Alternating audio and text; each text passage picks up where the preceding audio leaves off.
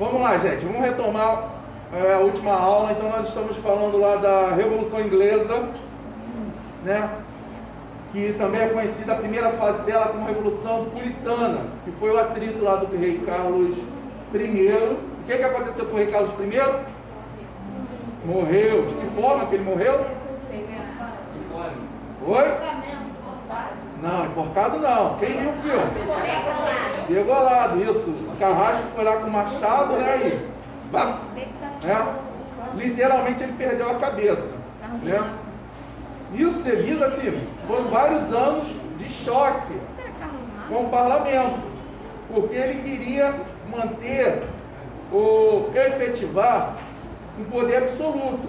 Só que a Inglaterra, desde 1215, com a Magna Carta, que foi assinado lá pelo rei, foi obrigado, o rei João Sem Terra foi assinado a assinar esse documento.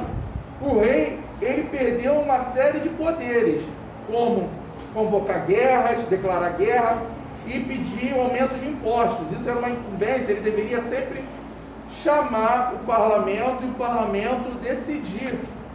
O que é o parlamento, gente? Vamos pensar no Brasil. Brasil, hoje, 2021. O que é o parlamento brasileiro, nacional? Vamos facilitar a pergunta para vocês. Aonde fica o parlamento? Brasília, ótimo. Então, ele é composto por quem lá em Brasília?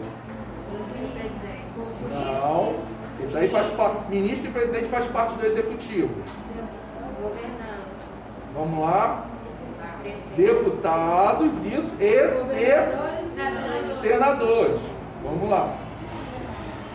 Presidente, governador e prefeito fazem parte do executivo. São três poderes. Nós vamos ver mês que vem não, na próxima aula, quando a gente falar sobre iluminismo, a gente vai ver essa questão dessas divisões dos três poderes, entre executivo, legislativo e judiciário, tá? Então o parlamento faz parte do legislativo. Aqui no Brasil, o parlamento ele é dividido em dois. Lá o parlamento federal, Câmara dos Deputados e o Senado Federal, tá? Então, são onde se discute, né, as questões da sociedade, projetos de lei que o presidente manda, ou projetos de lei que eles próprios criam, visando, vou falar na teoria, visando o interesse da nação. Essa é a função deles, representar os seus eleitores. Lá na Inglaterra do século XVII, o parlamento também era dividido em dois. Câmara dos Lordes, pelos nobres, né? Alta nobreza, parte do clero. Então era lá a Câmara dos Lordes. Então seria mais ou menos como o Senado. E a Câmara dos Comuns, composto principalmente por comerciantes, parte da burguesia, tá? E em sua maioria protestantes calvinistas. Então, o calvinismo lá na Inglaterra, vamos receber o nome, eu estou cansado de falar aqui para vocês, de puritanos, tá? Então existia esse choque do rei Carlos I com o parlamento. Carlos, ele era, alguns livros vão dizer que ele era anglicano e outros católicos, mas ele era muito próximo do catolicismo, porque a igreja anglicana, nós vimos ano passado a reforma protestante, a igreja anglicana, ela é uma mistura de protestantes com católicos. Então, assim, ela é muito mais próxima do catolicismo do que do meio evangélico, a igreja anglicana. Tanto é, os ritos, né, a questão das igrejas continuaram as mesmas, com os mesmos símbolos. Então, é muito próximo do catolicismo. Então, existia esse choque, tá? E culminou com a morte de Carlos I. E subiu ao poder o grande líder revolucionário, que foi o cara chamado o quê? Vamos lá, gente. Oliver Cromwell. Ele é lá o principal daquele filme que nós vimos.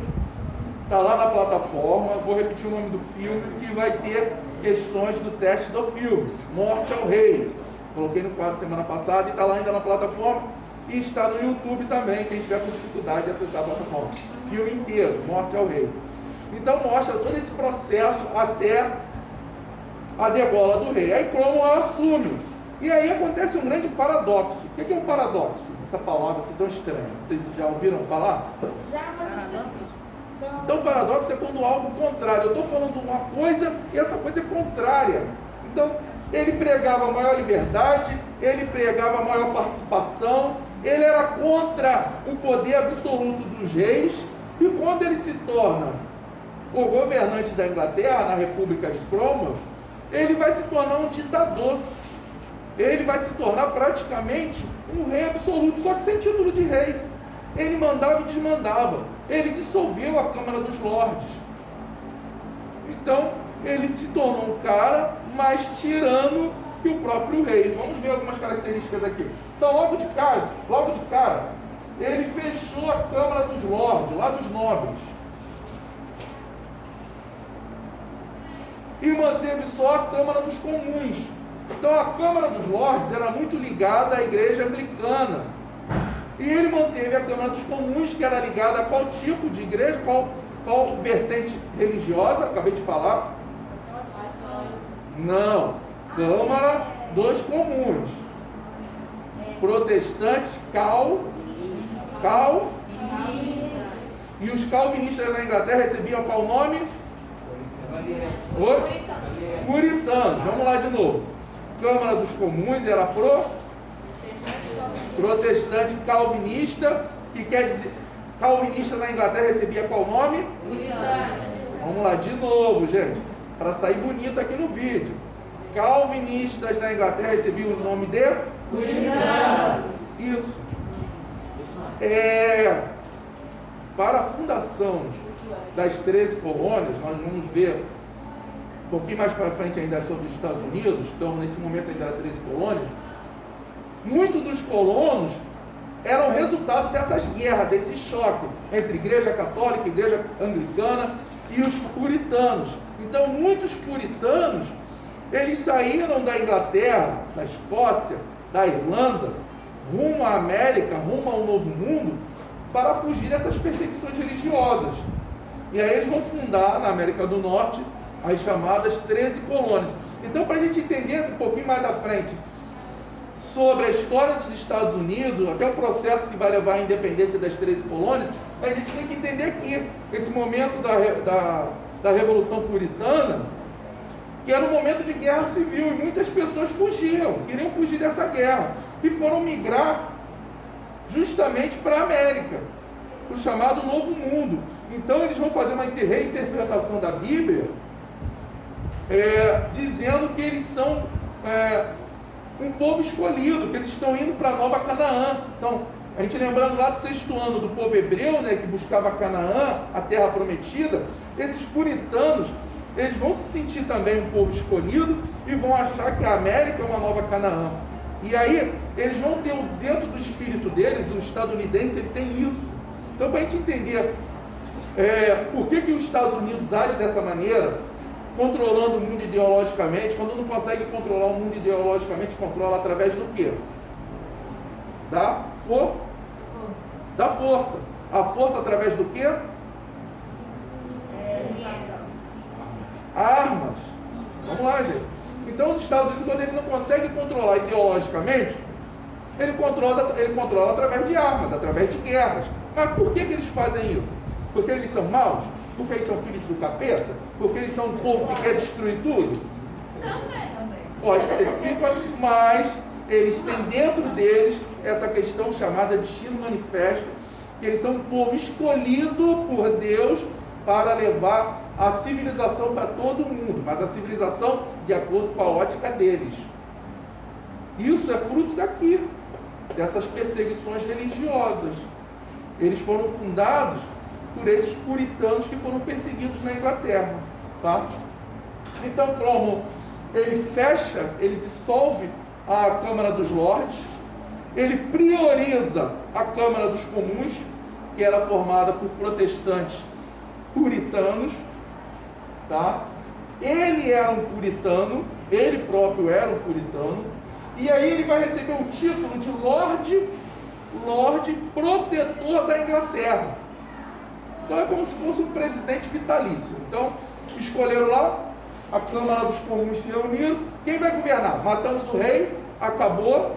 Quem vai governar agora? Aí escolheram o Oliver. E aí ele não recebeu o título de presidente, aí eles fundam uma república. Eu estava preparando ano que vem vocês vão ter essa aula. Uma aula sobre revoltas populares da Primeira República aqui no Brasil. E aí eu vou passar um filme para eles sobre a Guerra de Canudos, que aconteceu na Bahia, lá em 1888, se eu não me engano. E aí o que acontece? Essa questão de república, ela é muito curiosa, porque vocês viram comigo lá há 2 anos atrás, no 6º ano, que lá no Império Romano, república é uma palavra latina, quer dizer coisa pública. Mas aí eu estudando ontem, analisando essa questão da Guerra de Canudos, coisa pública para quem? Quem vai ter o direito dessa coisa pública, que significa república? Será que essa república, essa coisa pública, é realmente de todos?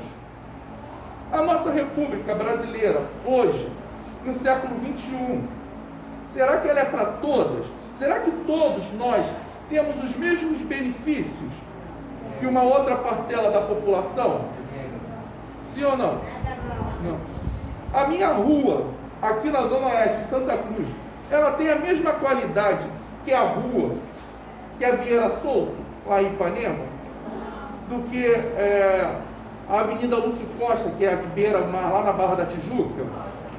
Não. E aí por quê? Se é coisa pública, se nós vivemos numa república, coisa pública, a palavra coisa pública, por que a coisa pública não é a mesma para nós aqui na Zona Oeste? Por que vocês acham isso? O que influencia nessa coisa pública? Dinheiro. E aqui atrás é a mesma coisa. Então, gente, é o que eu falo para vocês, a importância da história.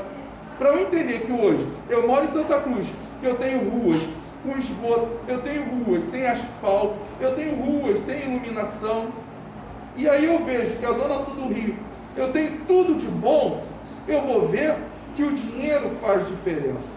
Eu vou ver que isso começou aqui, porque quando Cromwell ele faz a chamada república, essa república não era para todo mundo.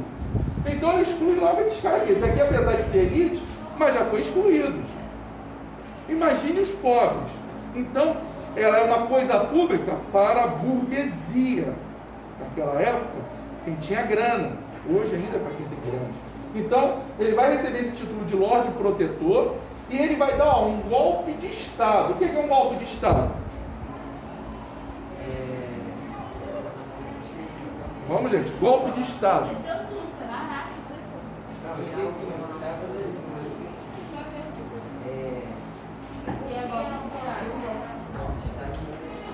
Vamos lá. Vamos lá, um golpe de Estado, ele pode ser feito de fora, como ele pode ser de dentro. Vocês vão estudar ano que vem, que a história do Brasil ocorreram vários golpes. Inclusive a proclamação da República, nós tínhamos um imperador, e esse imperador foi retirado do governo por um golpe de Estado. A proclamação da República foi um golpe, porque existia um imperador, Dom Pedro II, e aí o exército, junto com a sociedade civil, foi lá gentilmente, entre aspas, e convidou Dom Pedro II com a sua família para se retirar para a Europa. E aí foi começada a República. Pouco mais de 30 anos depois, um cara chamado Getúlio Vargas não aceita a eleição e promove novamente um novo golpe de Estado. Aí é o início de uma nova era Vargas. Isso é o que é um golpe de Estado? Então, eu tenho alguém no poder e tiro esse alguém do poder. Esse é um golpe de fora. E tem um autogolpe. É o quê? Eu estou no poder. Getúlio Vargas, ele era presidente de 1930, e aí ele perdeu a eleição, mas ele deu um golpe de fora para dentro, e aí quando chegou em 1937, ele deu um autogolpe, ele já era presidente, mas aí deveria ter eleições, ele ia sair. O que ele fez? Não vou sair, daqui ninguém me tira. Então ele deu um ataque lá, daqui ninguém me tira, bateu o pezinho, igual criança birrenta, e aí começou uma ditadura do Estado Novo. Então ele era o presidente e ele continuou no cargo, não cedeu. Então é um autogolpe. Foi o que o Oliver fez. Ele era lá o Lorde Protetor, e aí ele falou: olha, daqui agora eu não saio, eu vou ficar aqui vitalício. E aí ele se tornou um ditador. Então ele começou a governar sem consultar ninguém. Isso é um ditador, ele dita as regras. Por isso esse nome, ditador, ele dita as regras.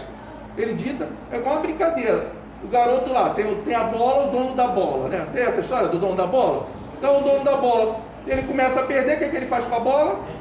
Vai embora, acabou, a bola é minha, estou indo para casa. Não, isso é um ditador, é o dono da bola. Tá? Mas ele fez uma coisa muito boa para a história da Inglaterra, que foram os atos de navegação, que está lá na página 271. Isso vai ser muito importante para a Inglaterra se tornar a potência que se tornou no século XVIII e século XIX. O que era esse ato de navegação? A gente está falando aqui, gente, ó, 1600, 1650, 1652, a América, assim, a conquista da América, não vamos usar mais esse termo descoberta, por que não é bom de falar que a América foi descoberta? Isso, já tinha habitantes, né? Então por que o europeu fala que descobriu que se quando chegou aqui tinha um monte de gente vivendo? Tinham civilizações avançadas, como os incas, maias, astecas, tínhamos povos nômades, tínhamos povos seminômades na Amazônia, então toda a América era povoada. Aí o europeu chega e fala, eu descobri a América, eu descobri o Brasil. Descobriu nada, conquistou, isso sim, conquistou na espada, conquistou trazendo doenças e conquistou por meio da religião. Tá? Então, esse processo estava recente ainda, só 150 anos. Então, muitas riquezas estavam vindo aqui das Américas para a Europa. E aí, o que esse ato de navegação diz? Toda a riqueza que vier das colônias, das Américas, para cá, para a Inglaterra, tem que vir ou do navio, por exemplo, da América Portuguesa, que era aqui o Brasil, ou tem que ser um navio português, ok? Ou um navio inglês. Está vindo lá do Haiti, açúcar, né? A França colonizou o Haiti. Tem que vir ou de um navio francês ou de um navio inglês. Só que nesse momento, tanto Portugal quanto a Espanha, as pratas que a Espanha encontrou aqui, principalmente ali na região do Peru, o ouro, né? Que os espanhóis encontraram logo de cara, tinha que vir para a Inglaterra de navios espanhóis ou navios ingleses. Só que essas outras nações não tinham muitos navios. Então, quem fazia esse transporte nesse momento? Era esse país aqui, ó, a Holanda. Então, a Holanda fazia o chamado frete de produtos. Era a grande marinha da época, do século XVII. Então, quando o ato de navegação é promulgado, é para afetar principalmente esse poder da Holanda. Então, agora, não podemos mais fazer comércios com navios que não sejam ingleses ou da nação que traz o produto. E aí, a Holanda não gostou disso, entrou em guerra, em choque, em 1652 com a Inglaterra, e a Holanda sai perdedora. Tá? Comprou e perdeu. Isso, só uma observação. Nesse processo aqui, a Holanda invade o nordeste do Brasil, tá? Onde lá hoje é Pernambuco. Então, fica durante um tempo sob o domínio dos holandeses. Na África, a Angola também, a parte da África portuguesa, onde Portugal tinha colônias, a Holanda também tinha dominado. Então, a Holanda era uma grande força naval. E quando a gente fala esse nome Holanda, isso está errado. Hoje, quem acompanha futebol já vai estar percebendo que está lá, eles estão pedindo, eles estão lutando para ser chamado por Países Baixos. O correto são Países Baixos.